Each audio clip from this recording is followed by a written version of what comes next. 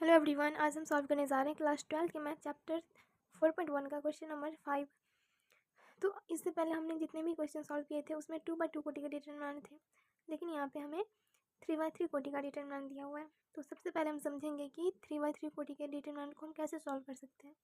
तो चलिए स्टार्ट करते हैं।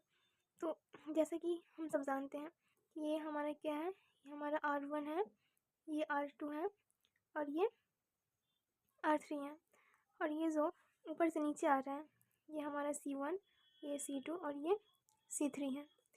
इतना तो हम सब जानते हैं। अब इसे सॉल्व करने के लिए हम R1, R2, R3 या फिर C1, C2, C3 मतलब किसी भी एक रो या किसी भी एक कॉलम के सापेक्ष प्रसार करके इसे हम आसानी से सॉल्व कर सकते हैं। तो हमें ये हमेशा ध्यान रखना है कि हम ईजी से ईजी वर्ड्स लें।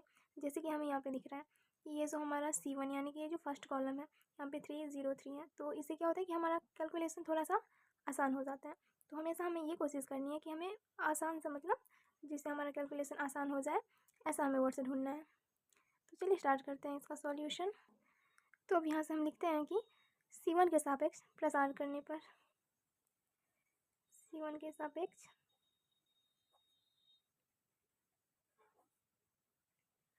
प्रसार करने पर, क्योंकि मैं यहाँ पे C1 के सापेक्ष कर रही हूँ। आप चाहे तो किसी भी रो या कॉलम किसी को भी लेकर कर सकते हैं। तो इसके लिए सबसे पहले हम इस फर्स्ट मतलब C1 यानी कि हमने फर्स्ट कॉलम लिया है, तो सबसे पहले इसके फर्स्ट एलिमेंट को लेंगे जो कि कितना है 3 डिटर्मिनेंट। अब हमें क्या करना है कि इस रो और इस कॉलम को ढक देना है। अब भूल जाइए कि यहाँ पे कुछ है या यहाँ पे कुछ है, बस हमें ये जो बीच वाला वर्ड्स है बस हमें इसे यहाँ पे एज इट इज़ लिख देना है -5 और ये 0। यहाँ पे एक और बात है जो कि ध्यान देने वाली है कि जब भी यहाँ पे हमें इस टाइप का डिटर्मिनेंट दिया हुआ होता है तो हम माइनस प्लस का हमें ध्यान रखना पड़ता है। तो यहाँ पे सबसे पहले ये कितना होता है, यहाँ पे प्लस माइनस प्लस, यहाँ से माइनस प्लस माइनस, यहाँ पे प्लस माइनस और ये प्लस। तो हम इसके अकॉर्डिंग से मतलब प्लस या माइनस लेंगे। तो यहाँ पे हमने क्या लिया है प्लस, क्योंकि हम यहाँ पे C1 के सापेक्ष कर रहे हैं तो यहाँ पे हमने प्लस लिया है, तो ये कितना आ जाएगा, ये माइनस में 0। अब हम इस रो और इस कॉलम को ढक देंगे तो हमारा ये कितना बचेगा -1 -2 -5 और ये 0। फिर यहाँ पे क्या है प्लस, तो हम ये प्लस का 3 लेंगे।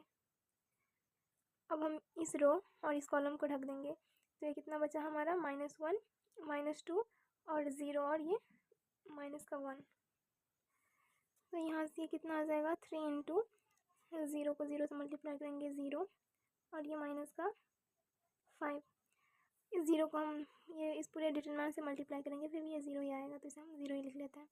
और यहाँ से ये कितना आ जाएगा हमारा मल्टीप्लाई 3 इंटू यहाँ से प्लस का 1 और ये 0 को -2 से करने पे 0।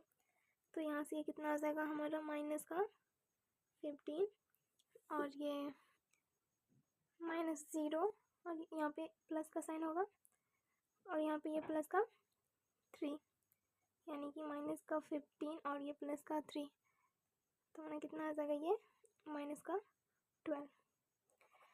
तो ये रहा इसका आंसर। आई होप आपको समझ में आ गया होगा। अगर किसी भी तरह का कोई डाउट है तो आप कमेंट कर सकते हैं। मिलते हैं नेक्स्ट वीडियो में, तब तक के लिए बाय, टेक केयर।